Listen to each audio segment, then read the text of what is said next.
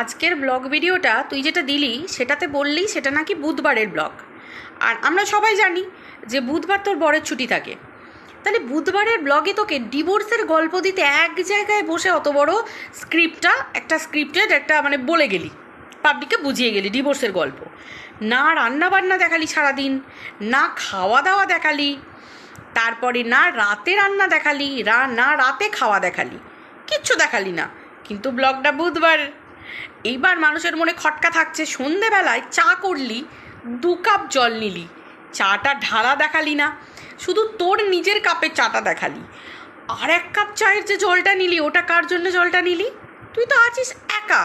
আর যে কাপটা মেপে নিলি সে কাপের 1 কাপ না হয় তুই খেলি, বাকি আর 1 কাপ জল ওটা কি করতে নিয়েছিলিস? দেখ না, তোর না স্ক্রিপ্টটা লেখাটা হচ্ছে কিন্তু ঠিকমতো তুই পরিবেশন করতে পারছিস না। এই প্রশ্নগুলো না মানুষের